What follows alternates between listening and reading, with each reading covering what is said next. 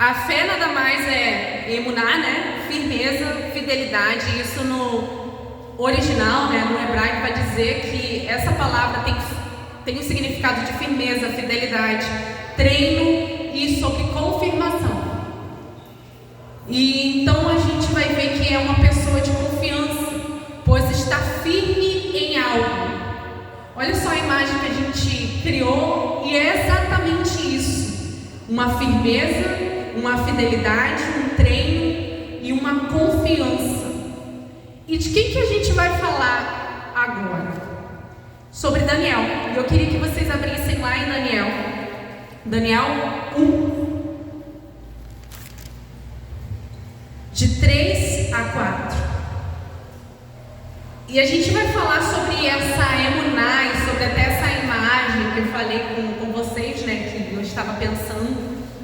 Daniel 3:4. E disse o rei a Aspenaz, chefe dos seus eunucos, que trouxe alguns dos filhos de Israel e da linhagem real e dos nobres jovens em que não houvesse defeito algum, formoso de aparência, instruído em toda sabedoria e sábios em ciência e entendido no conhecimento, e que tivessem habilidade para viver no palácio do rei, a fim de que fossem ensinados nas letras e na língua dos caldeus. Essa passagem, todo Daniel realmente é algo assim muito...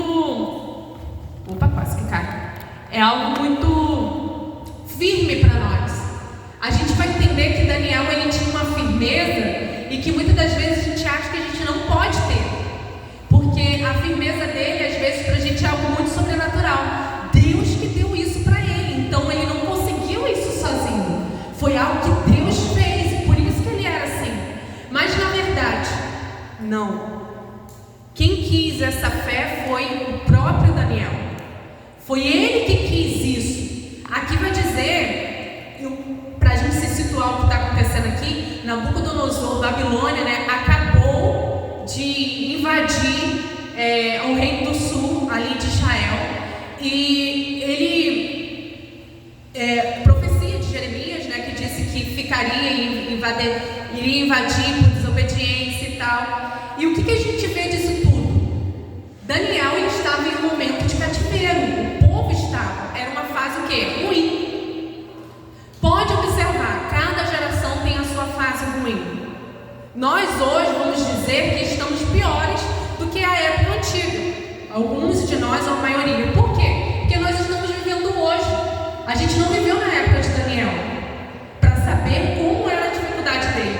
Mas eu tenho certeza que ele achou aquele momento muito difícil, e talvez o mais difícil para ele. E eu tenho talvez uma menção de que talvez você ache que a nossa geração seja a geração mais difícil, porque você não viveu em outra.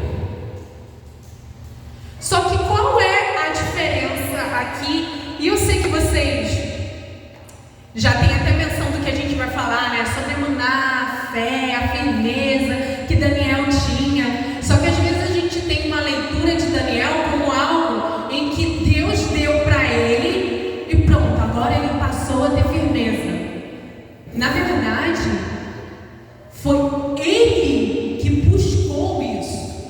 Ele que queria ter uma firmeza. Estava tudo perdido. Gente, para acabar com uma nação, é só pegar os cabeças e confundir eles.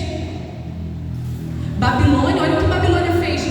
Pegou os que eram bons de aparência, de sabedoria, sábios, ciência. Daniel, Ananias, Misael e Azarias, né? Que eram príncipes. E iria ensinar para eles os costumes babilônicos. E assim foi por 70 anos.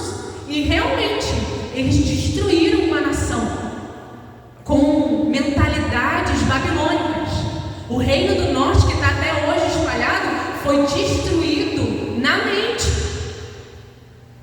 Então a estratégia de Babilônia era destruir mentalmente, ou seja, extirpar, excluir o povo. Então a gente vai entender que Daniel, a gente vai ver lá na frente, eu acredito que a maioria de vocês já leu sobre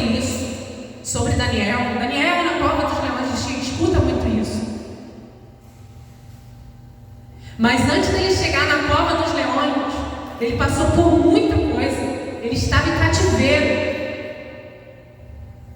E sabe o que ele nos ensina? Que mesmo em um momento de cativeiro ou difícil, desistir não é uma melhor opção. Você confiar em Deus e ter a certeza da firmeza nele, assim como a gente disse na criança, não tem? Quando olha para a mãe, tem uma firmeza em alguém. Assim deveríamos ser com Deus, porque nós crescemos e não temos a mesma firmeza que nós tínhamos em alguém que não olhávamos quando era pequeno. Parece que a gente vai se perdendo nisso. Mas quando é que eu tenho a firmeza? Eu estava conversando com o Du sobre isso, né? Quando a gente olha e vê, quando eu escuto, eu começo a acreditar naquilo. Eu começo a acreditar na palavra de Deus e aquilo começa a ser parte de mim. Aqui vai dizer, olha o que Daniel fez. Ele não queria comer, né, as iguarias, então ele escolheu não fazer aquilo. Deus falou para ele não comer? Não. Ele que não quis. Ele é o cara que não quer se misturar com o povo. Não é isso que a gente escuta muito até hoje? É o crentezinho que não quer se misturar com ninguém. É o judeuzinho que não quer comer a comida de Babilônia. O melhor da comida de Babilônia, do rei. Por que não quer? Então aqui vai dizer que Deus abençoou ele com uma decisão que ele tomou a partir da firmeza que ele já tinha antes de estar em cativeiro. E por essa firmeza ele falou: não precisa Deus me falar o que fazer. Eu decido não comer da Babilônia. Eu decido não me envolver com as coisas de Babilônia. Porque eu tenho discernimento para saber o que é da Babilônia e o que não é da Babilônia. O que é o meu povo e o que é Deus falando que não é. Então eu decido não comer. E aqui vai dizer que, olha a ousadia que ele teve. No versículo 13, que ele vai e pede para o eunuco, né, para mudar a alimentação, para servir semente a ele e água. E vai dizer aqui, então, o eunuco falou no 12, né, falou no 11 que se o rei pegasse ele, né, poderia até matá-lo. E no 13 ele botou assim: então se veja diante de ti a nossa aparência e a aparência dos jovens que comem a porção do manjar do rei. O que a gente pode entender aqui? Lembra lá no início que ele era entendedor de ciência? No original não seria legumes, mas sim sementes. E quando a gente vai analisar o que teria nas sementes, seria exatamente o que a gente precisa, que seria proteína, carboidrato, fibra e gordura e água. É isso que nós precisamos para sobreviver: proteína, carboidrato, fibra, gordura e água. O que Daniel fez? Ele simplesmente disse: eu não vou estar diante do rei e comer da comida dele. Eu só preciso desses itens. Então é de semente que eu vou comer e de água. Aí a gente vai lá para 2 Pedro, que a gente vai entrar em algo muito interessante. 2 Pedro 1, do 5 ao 9. 2 Pedro 1, do 5 ao 9.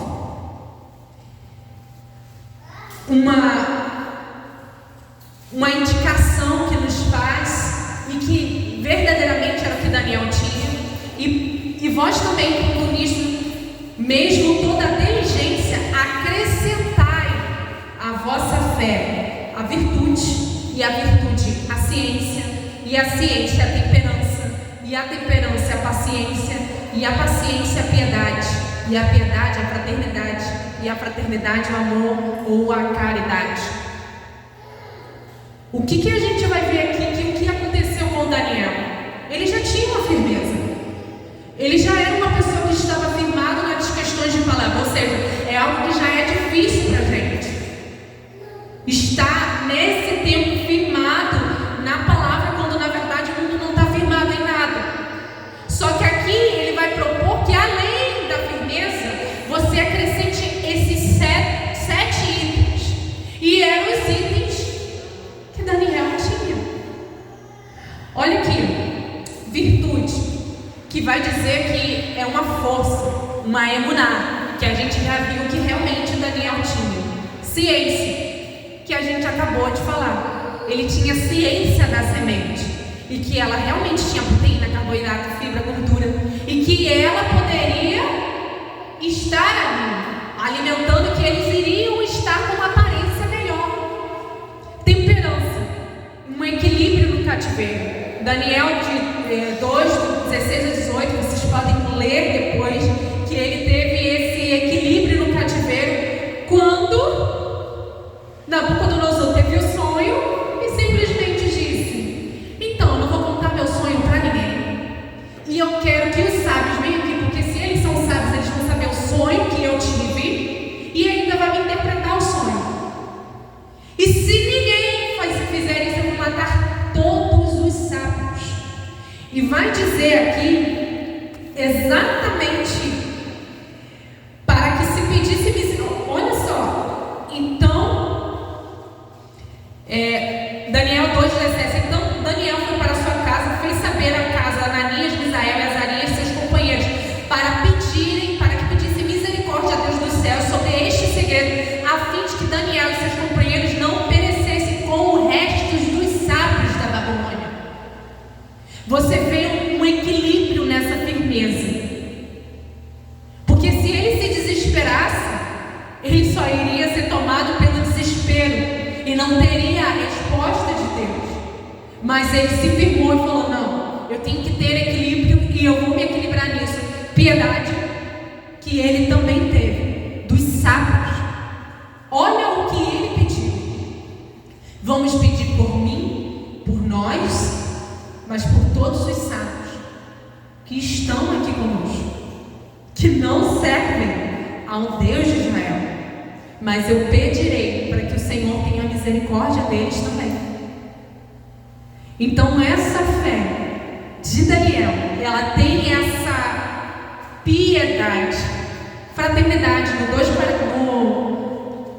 2,49 vai dizer: então o rei engrandeceu a Daniel e lhe deu muitos. Não é esse. Seria sobre Dário. Dário, quando ele...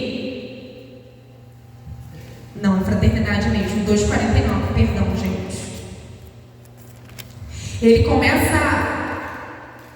então o rei agradeceu a Daniel e lhe deu muitos e grandes presentes, e o pôs por governador de toda a província, como também o principal governador de todos os sábios de Babilônia. E pediu Daniel ao rei, e constituiu ele sobre os negócios da província de Babilônia, a Sadraque, Mesaque e Abednego, mas Daniel estava às portas do rei. Ou seja, ele se lembrou daqueles que estavam com ele também. Essa fraternidade foi algo em que ele também se encaixou naquilo que a gente acabou de ler em 2 Pedro. E ele se encaixou em algo também, na caridade. Em 6,16 vai dizer assim: então o rei ordenou que trouxesse Daniel, o rei Dário, não é mais Nabucodonosor, e a cova dos leões, e falando o rei, disse a Daniel: o teu Deus, a quem tu continuamente serves, ele te livrará. A gente está falando aqui de um rei que não é este rei, de um rei que servia a outros deuses, e que ele reconheceu a soberania de Deus, do Eterno, através da vida de quem? De Daniel, a quem ele continuamente servia. Você quer maior caridade e maior amor para a vida do outro, é você oferecer o Eterno, é você dizer que ele é soberano, e aquela pessoa firmar e dizer: o teu Deus vai te livrar.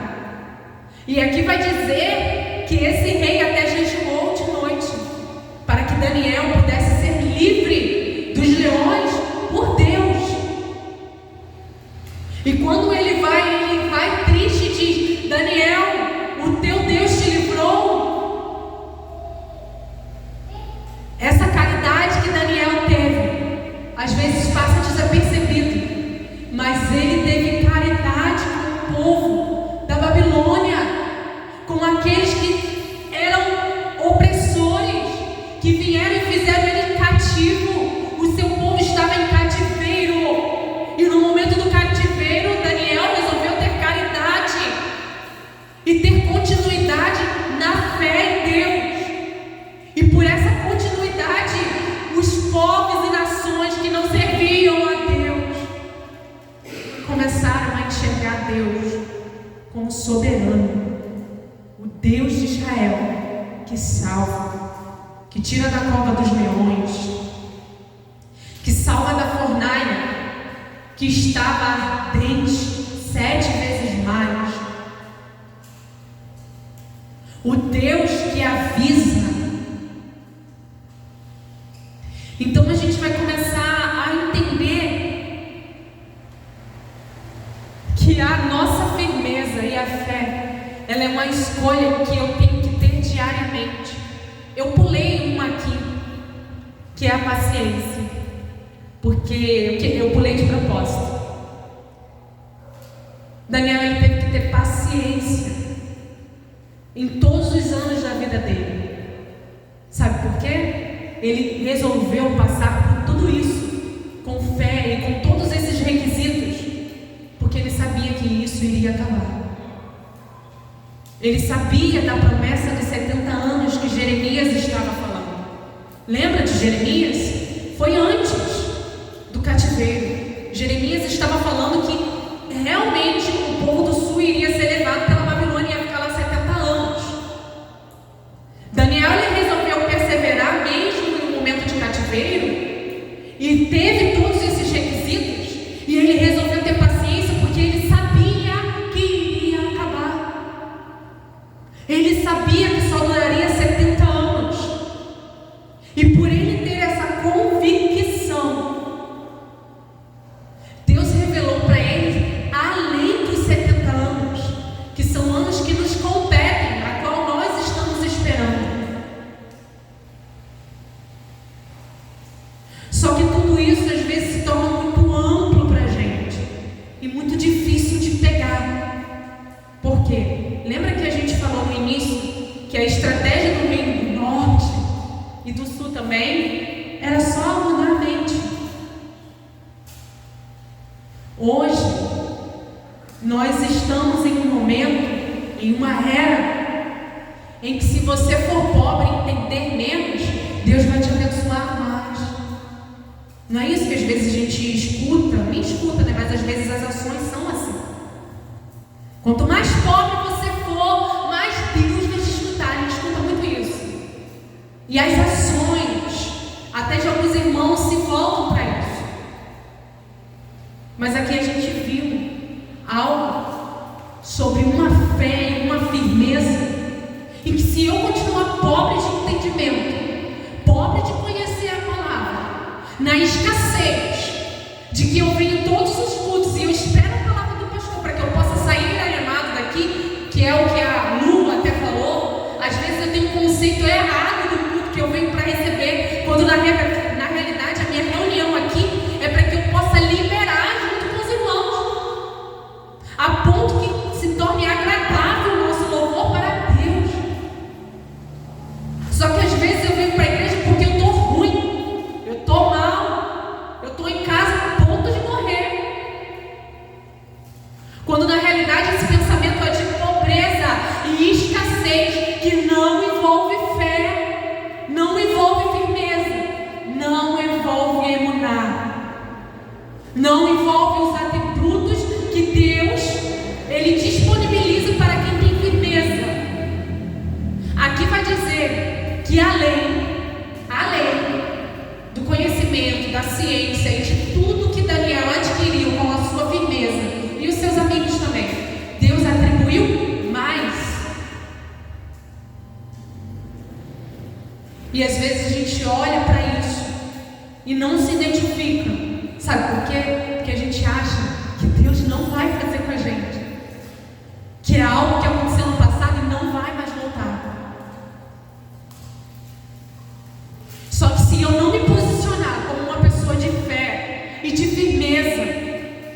que eu olho para Ele e eu digo, eu terei firmeza.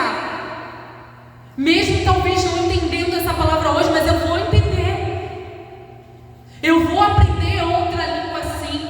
Eu vou fazer isso, eu vou ter conhecimento disso. Eu vou ter isso, Senhor, o que eu preciso aprender hoje.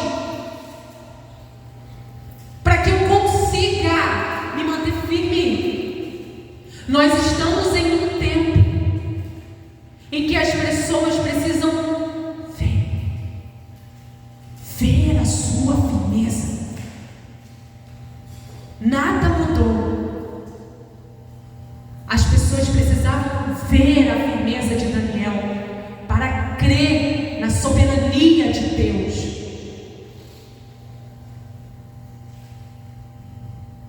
É a mesma coisa de uma entrevista de emprego.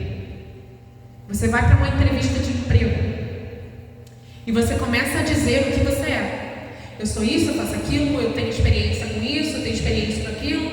Tá, você falou. A pessoa que está te entrevistando, legal, muito bom. Tá bom, 3 meses de experiência. Vamos ver se você é assim mesmo. Se você não mostrar o que você falou, você não vai estar naquela empresa. Nós estamos em um tempo em que as pessoas estão procurando muito questões de sentimentos, quando na realidade o que eu, Maiane, almejo ver é firmeza, para que eu também consiga ser firme. Quando eu olho no olho de alguém e sabe quando você olha no olho de alguém e fala, essa pessoa é firme, ela confia e é firme, a ponto que eu me constranjo a estar firme. Mas hoje a gente se desfalece fácil. O nosso país não gosta de ler. O nosso país não gosta de história. O nosso país é um país que é acostumado a receber. Toma e fecha a boca. Não é sobre uma política, mas é sobre o mundo espiritual, a qual quer literalmente te deixar nessa pobreza e escassez, para que a sua fé nunca seja algo alcançável. E hoje eu quero desafiar a esse momento. Eu estava pensando em tudo isso quando eu estava indo para casa da minha mãe, porque é uma viagem. Todos os dias nós temos oportunidades, as pessoas nos dão oportunidades. Às vezes eu abro a boca e digo, não tenho oportunidade. Todos os dias as pessoas te dão oportunidade para que você se mantenha firme em Deus. Olha, eu falei isso e eu falei, Senhor, eu não quero perder a oportunidade de me manter firme no Senhor. E por não querer perder essa oportunidade de manter firme no Senhor, eu vou ter que dizer não para algumas coisas. Eu vou ter que dizer, eu não vou, ou eu vou ficar aqui, ou eu não vou para lá, ou eu estou aqui, ou sim, por conta da minha escolha de estar firme. Eu estava pensando nisso e tem uma amiga que eu fiz, né, nos trabalhos para qual eu vou, ela me mandou uma mensagem que eu fiquei muito feliz. Ela não é de igreja, não é de nada, né? Mas é uma pessoa que a gente começou a conversar. E ela começou a dizer, mandou alguns dizeres para mim. Ela não acredita muito em muitas coisas. Mas ela virou para mim e disse assim, às vezes as pessoas falam bem de você pelas suas costas. Olha só o que ela me mandou. Talvez tem muita gente falando bem de você pelas costas. E talvez, Maiane, você é uma pessoa que é uma resposta de oração para muitas outras. Ela só mandou isso. Aí eu falei, glória a Deus. Porque ela não falava sobre Deus. E do nada ela manda respostas de oração. As pessoas só querem ver a sua firmeza. Eu não estou falando nada para engrandecer ninguém, não é isso. Mas quando você decide se firmar, é o nome nome de Deus que é exaltado na minha e na sua vida. Então, essa reflexão e tudo isso que a gente falou sobre a vida de Daniel, tem muita coisa aqui. Muita coisa aqui no livro de Daniel. Mas é uma escolha minha e sua ter firmeza ou não. Mas a consequência não é uma escolha minha e sua não ter firmeza. Nabucodonosor, ele viu muitas coisas. Não ficou tão claro para ele. Ele estava muito no escuro. Ele não foi na soberania de Deus. E o que aconteceu com ele? Por não mais crer na soberania de Deus, porque ele viu que ele era a cabeça de ouro. Deus deu sonho para ele. E Daniel interpretou que ele era a cabeça de ouro. E o que ele fez depois desse sonho? A estátua de ouro. E muitas das vezes, hoje as pessoas estão dessa forma, até dentro da igreja. Deus falou que eu vou vencer. Deus falou que eu sou cabeça. Deus falou que eu sou isso. E o que a pessoa faz? A estátua de ouro.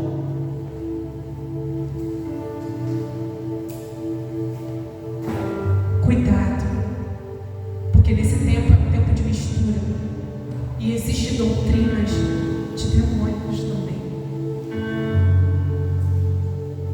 E quando eu resolvo não entender a soberania de Deus através da minha firmeza, entender é algo muito objetivo, né? Mas não tem como a gente entender na totalidade. Mas pelo menos tentar. Talvez um dia eu possa ser pego dizendo: Deus sabe que eu sou bom. Deus sabe que eu sou uma pessoa serva dele. E talvez no outro dia eu vou estar fazendo uma estátua minha, assim como Nabucodonosor, e mostrando para as pessoas que eu sou boa. Só que o que aconteceu com Nabucodonosor depois? Ele teve que virar uma besta, comer mato, rastejar no chão, para entender a soberania de Deus e reconhecê-lo. E o que a gente vê hoje é muita gente não entendendo isso, e tem que comer mato, tem que rastejar. A minha pergunta é: até quando? Porque muitas das vezes as pessoas não entendem que estão sofrendo nos seus sentimentos. Eu não estou falando no literal de você ir lá e comer, mas às vezes comer esse mato, rastejar e ser literalmente uma besta fera por não reconhecer a Deus é estar afogado nos seus sentimentos, é estar aflorado mas tão uma depressão que você não consegue enxergar Deus. Besta fera. Talvez é duro para a gente entender isso, e duro talvez para ouvir isso, mas entendo. Daniel, ele nos ensina muito, esse livro nos ensina muito. Quem não conhece a Deus, quem não resolve se firmar nele, está propenso a virar uma besta fera, a ser alguém que rasteja, e talvez ainda dizer que Deus é injusto, que Deus tenha misericórdia do seu povo e que Ele nos faça ver. Se é isso um desejo do seu coração, eu não estou entendendo, Maiane, ou é muito difícil para mim talvez chegar em algum lugar, ou eu estou vendo tantas coisas, mas eu não consigo discernir. Eu também, quando eu era um pouco mais jovem, eu já orei dessa forma: Senhor, me faça enxergar, mas eu não sei o que eu vou enxergar, mas eu só quero enxergar algo a qual eu não sei